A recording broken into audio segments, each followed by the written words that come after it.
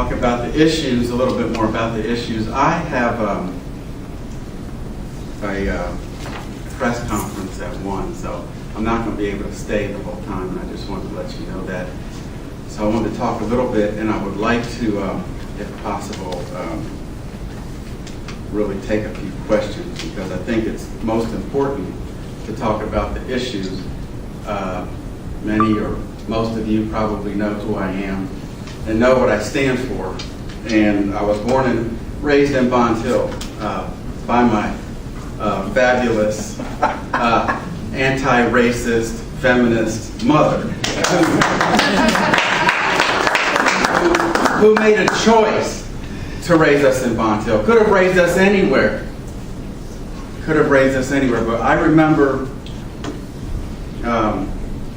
at 11 years old, I was on a bowling team, and it was in Seymour Bowling Alley, which of course is no longer there, which half of the stuff that I grew up with is not there, and it's just been wiped out and nothing to replace it. So bad planning, I think, on the city and on the port's part. But anyway, I looked to my left and I looked to my right, and I discovered I was white.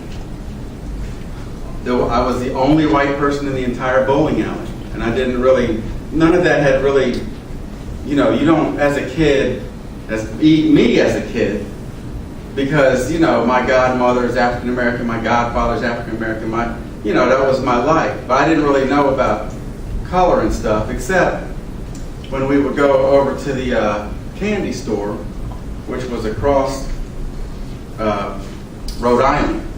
And when you cross Rhode Island, you're suddenly in Norwood, which I learned they don't really like African American people. At that time, there were none in Norwood. None. Not one. They'd throw rocks at us, they'd attack me, pull my hair for being with black people. This city is, in some ways, has come a long ways. In other ways, they haven't. We're doing a refresh of the collaborative agreement, which is important. But I also think, from the beginning, it just said common sense things like, don't beat someone with a club when they're already handcuffed. Don't mace them when they're already handcuffed. I mean, do we really have to spell these things out? I guess we do. But that's what, a bulk of the issues were. And a lot of the, people who are on council or running for council, they have this line that they don't cross. So when it comes to police brutality, they just can't cross it. When it comes to seriously addressing poverty or racism or classism, they just can't cross it. So when I fought to stop the destruction of Huntington Meadows, it's by myself. I mean, lots of other people, but in terms of political people, they weren't out there trying to stop the destruction of Huntington Meadows. In fact, I brought the president of Huntington Meadows to the mayor's office and was blocked. The mayor wouldn't even meet with the president of Huntington Meadows when it was being torn down. The same with English Woods. We went down to meet. Reverend Jones and myself. That's a train that's already left the station.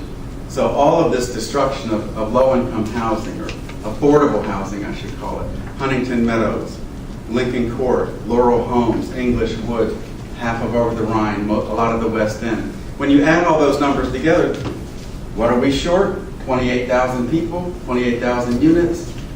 Hey, that has a lot to do with it. So our policies have created our problems. Also, the policies that we give lots and lots of money to corporations has created these problems. So, today we're going to call on corporations that we're not going to give corporate subsidies to people who don't pay a living wage, who don't pay $15 an hour. So I think objectively, the most important, I've got a litany of issues and things that are important to me. But I think objectively, the three things that are must-dos for Cincinnati are poverty. 50% of the people living at or near poverty. We have to seriously address it, and I don't think we are. Transportation, obviously we all know 75,000 jobs are out of the reach of our current transportation. A must-do. It's deteriorated. When I was a kid, it was much better. I caught the bus 2 times a day for 16 years. was much better. Even as an adult, for 8 years, I didn't own a car after I was 18 until I was 26. And the heroin epidemic. 2 people are dying every day, and our city council's response is give them $87,000 to one treatment center, which I went through treatment. I'm clean 34 years. I think my treatment was about $30,000. So, I mean, it was paid for by insurance back in those days.